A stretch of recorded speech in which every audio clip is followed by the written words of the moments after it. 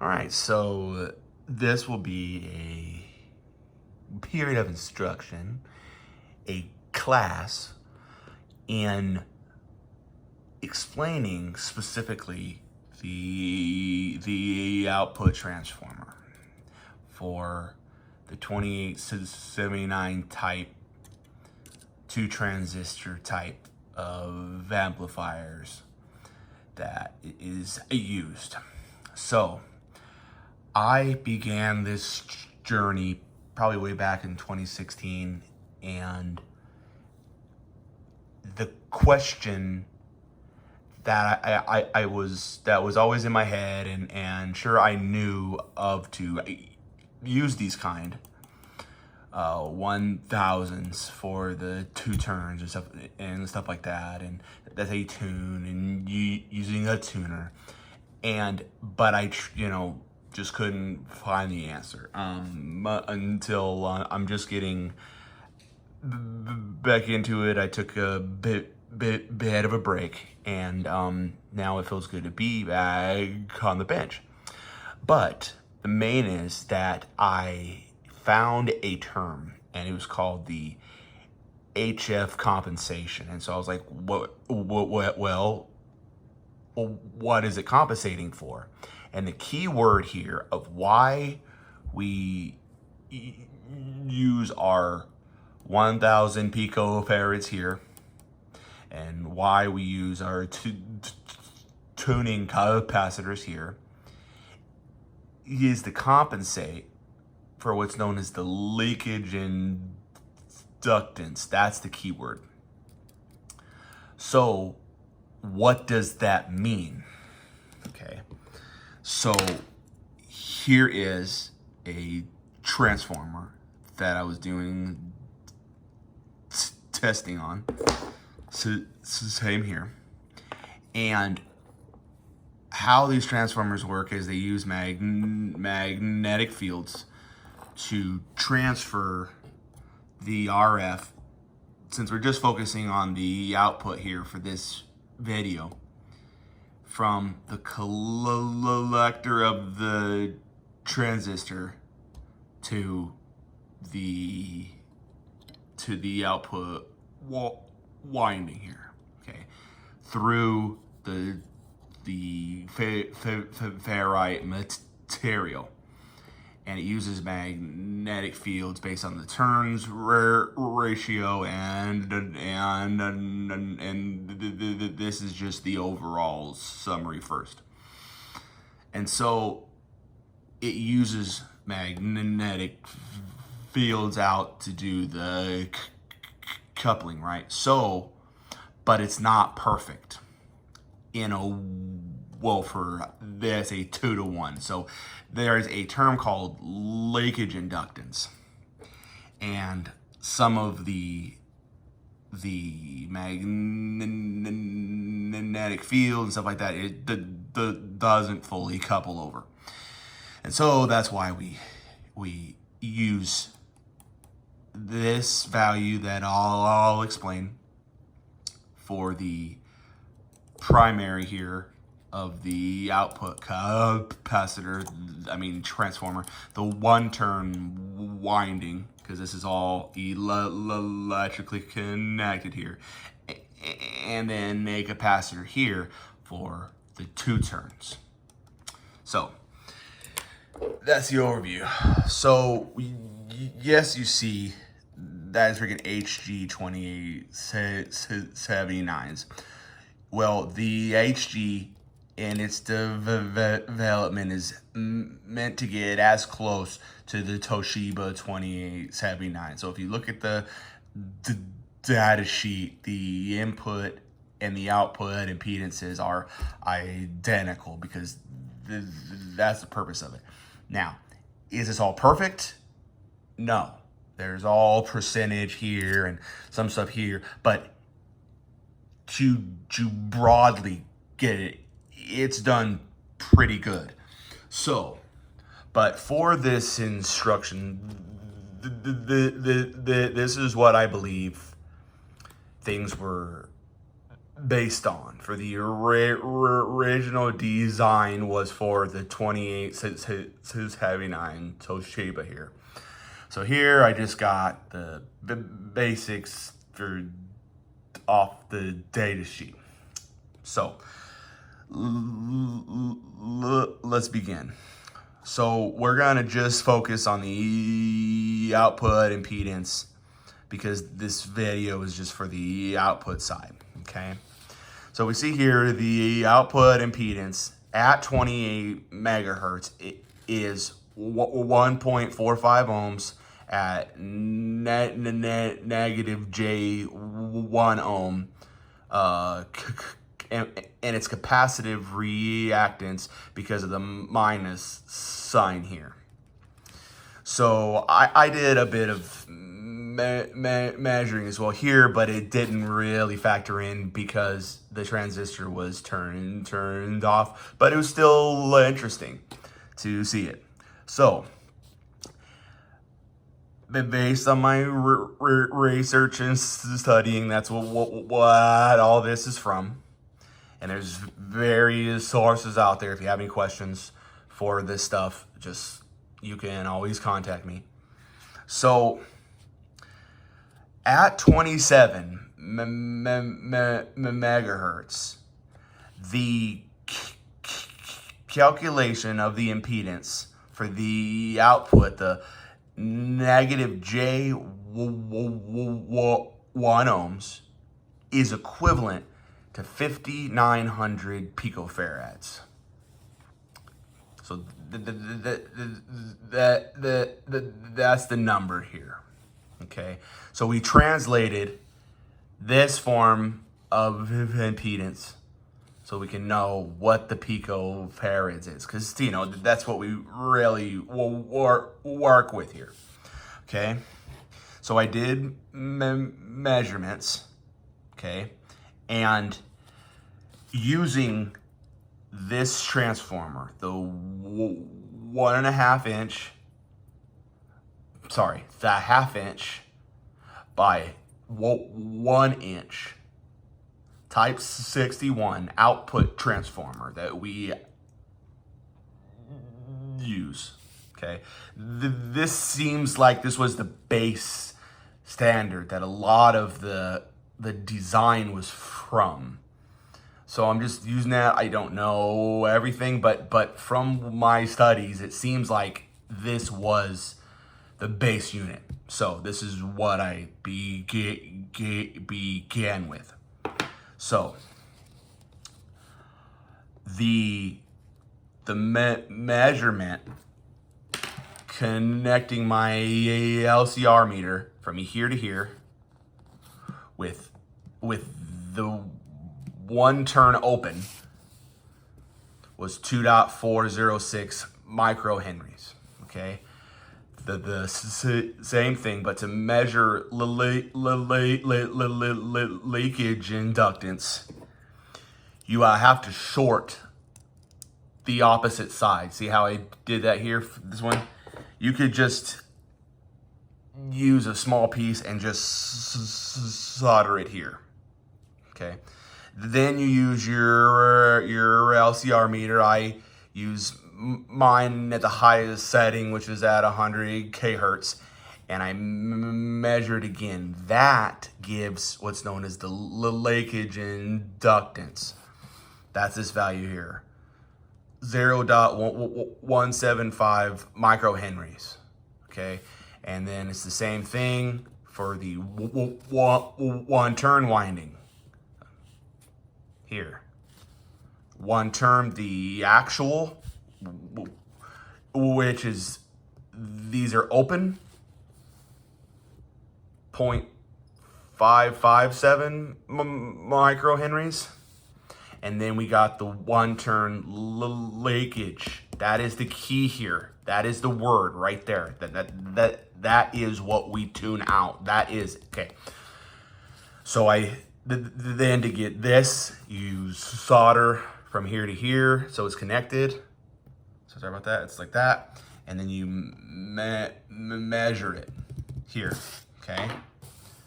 0.048 microhenries, okay? And here, using a resonant calculator, you find at 27 megahertz at 2.406 microhenries, you need around 14 picofarad. For 0.175, so here, the two turn, 14 for the leakage, just goes straight across. You need 198 picofarads to resonate it.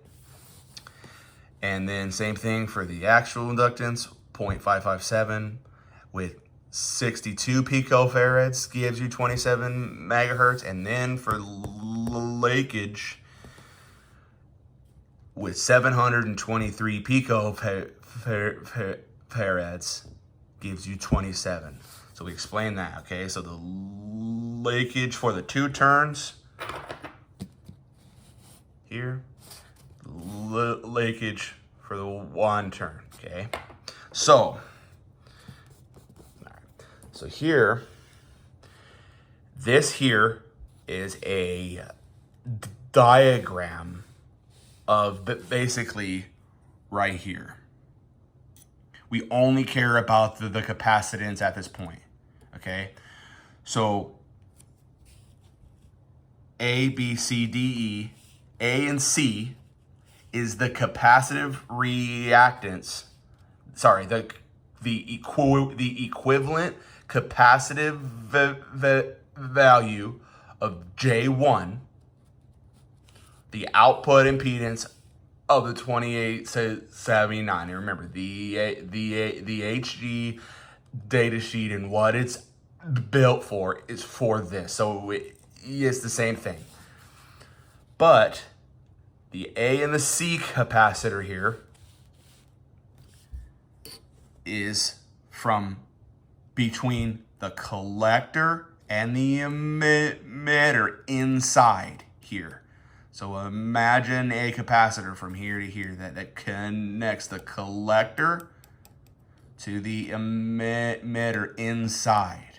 Okay, this is the same thing here.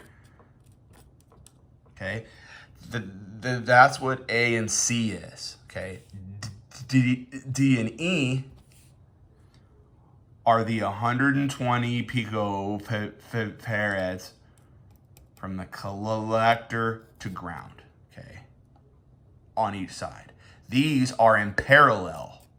See, from here to here, from this point to ground for the transistor, and from this point to this point to ground. So if you figuratively rotate that so they're the same way, they're in parallel. This capacitor is in parallel with the capacitance that is within here, okay? On both sides, D and E. B is this capacitance here. That's between them, okay? So if you then go to the next step here, you then, since these capacitors are in parallel, you just add them. Okay, so we get 5,900-ish with 120 gives us the 6,020 picofarads. So this is just the simplified version here. Right, so now we come here. So why the 1,000 picofarads then? Okay, so if we come back here to resonate out the leakage that is present, the leakage inductance, we need around 723 picofarad. Now remember, calculations and math for RF, that's all it is. It's meant to give a general close, but remember, there's all sorts of like small stuff that we can't control per se. So if we get the math close, then we can kind of tweak this and figure out this. And then that's where the experimentation is. And that's what this board was for too. So back to the point. We are looking for about 723 picofarad. Remember, leakage, one turn, that's this one here. So if we come back here, now we need to use the series capacitor calculation, because we can actually see these are all in series, okay? On the calculator, on the phone, or on the website, it's just like resistors in parallel. You know, it's a special formula, but you can go to the calculator just like I did. So if you use these three values with 1,000 as the center, you get 751 picofarads. Okay, so if you see here, then if you above capacitor value, resonance, or it a property of resonance is to cancel out the capacitive and the inductive effects. So then it's just resistance, and that's a whole different story. But what we're looking for was 723.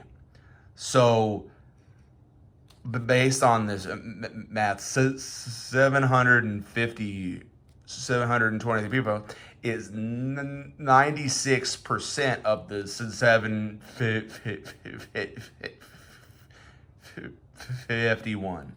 So it's very, very close. So the 1,000 picofarads is very close, and it's a standard value here to the 723. It's very close, and so we can just use it here, okay? So, but then you see some designs that use the 330 picofarads instead of 120s. Well, that then increases the output impedance with the capacitive inside of the transistor, plus that now brings it up to 6230 picofarads, and then the overall impedance to 757. Okay, so it's still close and still works. Okay, but the biggest purpose of the 120s and the 330s are to provide a direct path for harmonics, which, since this is 27, we got 54 megahertz, and then we got 81. Okay, that's the second and the third respectively. So the 120 picofarads, the capacitive reactance of 120 picofarads at 54 megahertz is 24 ohms.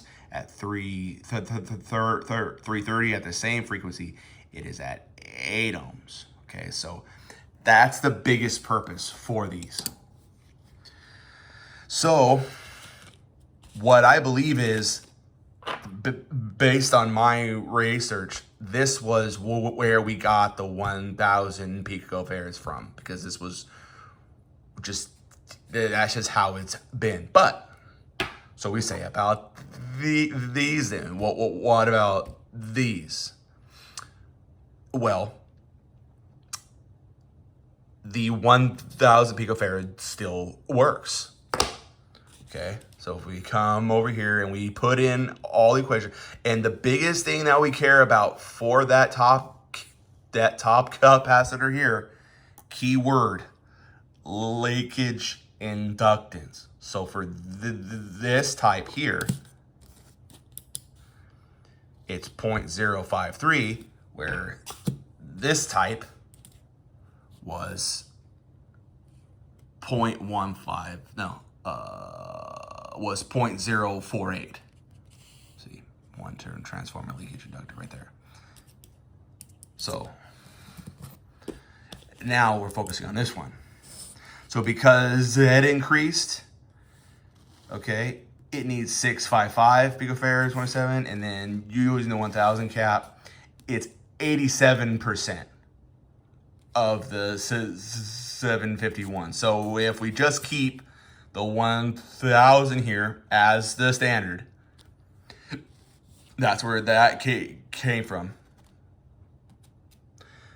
That to resonate this type with these two turns, and to resonate that one turn, it wants around 655 picofarads. So the 1000 will still work, but it's 87%. But if we change it to the 820, and then the 820 here, with this formula, you do the math. So it's 620, 820, 6020, 820, 6020. This value now changes to 644. Okay? 644 now. That now is 98% to the resonant formula with the leakage to get the 27 megahertz. See? So 820 actually is more, that should be an improvement for these. But the thousands is works too, right? And we've seen that here. That's what's here. But this is all via the math, because I had the question why. And so I had to search and learn and search and try to find the right keywords so I could ask the correct question. So I found HF compensation for what's the purpose of this capacitor. That then it's HF compensation. It's compensating for the leakage inductance between the windings, okay? So now this here is the input tuning capacitor side here, which is right here, that we use to tune this, okay? Same thing. So why do we do that?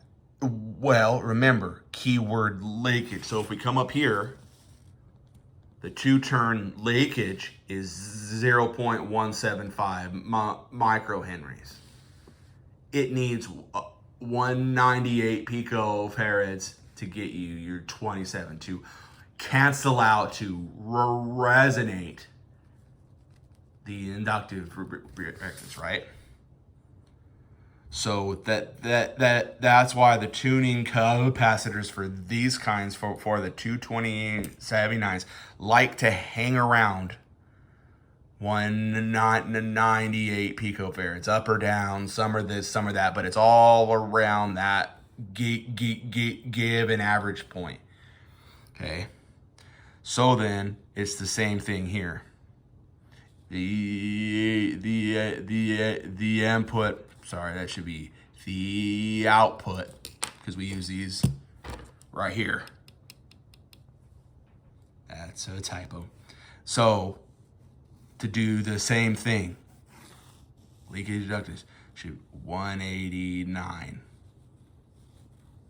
Okay, for this. So they give or take up and down. That's where we're at. For this type. So sorry. That's here. That's here. Okay. So that is the biggest key that I found of why we use the function of this capacitor and the tuning. So then, why the two turns now? Why do we use two turns though? And this is the second part. This confused me for many years, because on the data sheet it said 100 watts. And so I focused on the 100 watts. Here's the keyword though. PEP. Keyword here, PEP.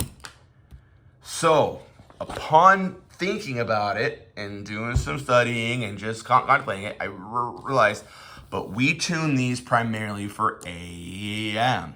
And even through my research, single sideband is similar to what I'm about to say. But AM, keyword AM, what is PEP for 100% modulation? It is 4 times the carrier. So then if we divide PEP by 100 by 4, what do we get? 25 watts. Right here. That's what we're doing. Because this is PEP, not the RMS carrier, which that's what power likes to play in, yada yada yada. So we use 25 watts, and single sideband, it's very close to that. With 100 watts PEP with single sideband, it's very close to the 25 watts. But so we use this number, okay? And there's formulas involved, okay? The first one is we need to know what is the load that we need to present to the collectors, because this is designed for 100 watts each, right? Or 25 watts carrier. Okay, that's key. These are very key things that really clicked. So now I'm doing my best to pass on the knowledge here. Okay? So these are designed for 100 watts PEP or 25 watts carrier at 100% modulation. So what is the resistance, the impedance that it wants to see here at this point? This is 50 ohms, right? What does it want here? So we use this calculation. VCC squared over 2 times the power out. Now, these are initially designed for 12.5 volts per the data sheet. So we're gonna use that first, okay? So VCC squared, 2 power out. So we're first doing a single transistor first, 12.5 squared, 2 times 25. 156.25 over 50. That gives us per transistor 3.125 ohms. Okay, but since we're using 2, we use 6.25. Okay, now to find turns, now remember this is 1 turn, and then we need to see what 2 turns, 3 turns. Okay, that's the formula. The impedance primary over impedance secondary square root, that gives you turns. So we put in the information 50 over 6.25, that gives you 8 squared, and then it gives you 2.82. Yes, that's why you can do 3 turns, and we see it. We see 3 turns, but here's the thing though. Back here, it will affect a little bit of the leakage inductance though, because you have another turn, and that comes into play here. But using the 1000, you're still close, so you're okay, so it still plays okay. You're good to go, okay? So I'm not trying to freak anybody out. What do we do? I'm just saying, because of the extra turn, it affects the leakage, okay? But we already explained that. Now we're explaining why the 2 turns, okay? Because of that, what I said. So, but it says 2.8 turns, okay? Well, we can't do 2.8 turns, okay? But on 12.5 volts, if you just had these at 12.5 volts, sure. Or even a 12 volt system, 12 volt, then most likely you would want 3 turns, do your and go from there. But here's the thing. We usually don't run these on 12.5 volts. Usually, okay? Keyword, usually, because I can't say that everyone does. Okay, so, but I'm gonna do an average of 15 volts, and this is now the key. So if we re-plug in the 15 volts for the first calculations, we get now 4.5 ohms per transistor. Then we times it by 2 because we're using 2. That gives us, where are you? 9. We do the same thing, and look, it brings it down closer to 2. Okay. Then if you go up to 16 volts, it's down at 2.2, and if you're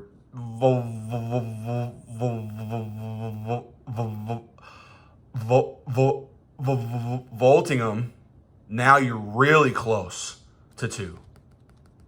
So that is why we use 2 turns, because a little bit of background, I was always using the 100 here under power out and not 25. I was using 100.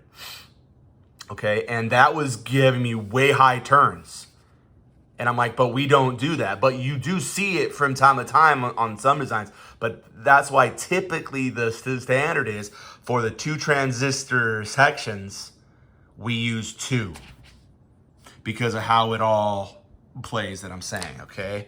So then the final thing is why do we use type 61?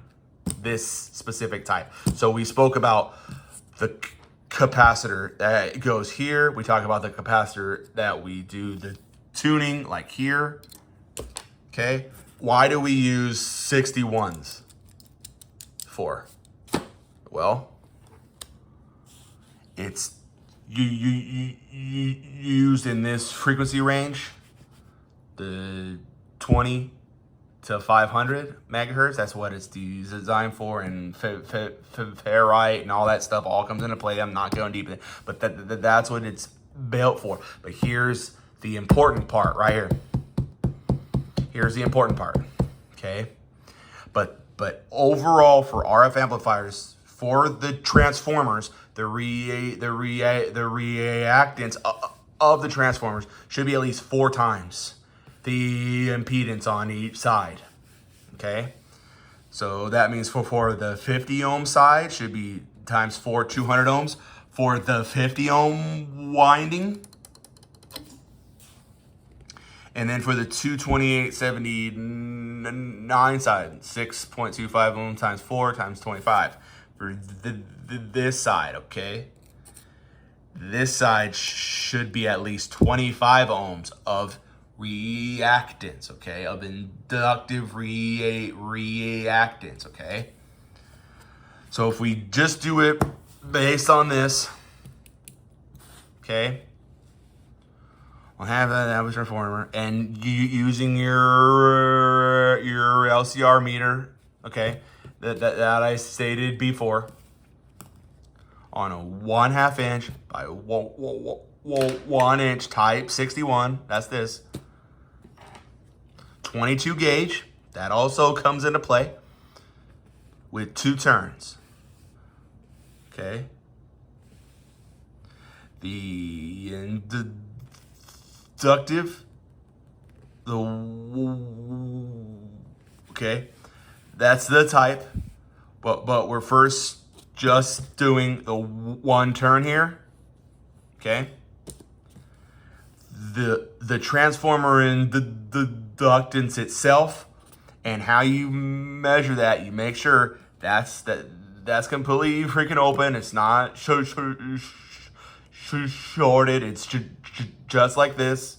Same like that. This is how you do it. Okay, so we're just putting our 2 leads here.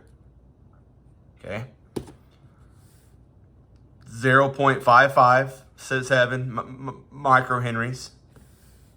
The inductive reactance at 27 megahertz, because is 94 ohms. That's way above that, so we're good there. Okay. Now for the 2-turn side, same thing. Measure here across those 2 leads. You get 2.406 microhenries. The inductive reactance at 27 is 408. That's greater than required. So even better for these amplifiers.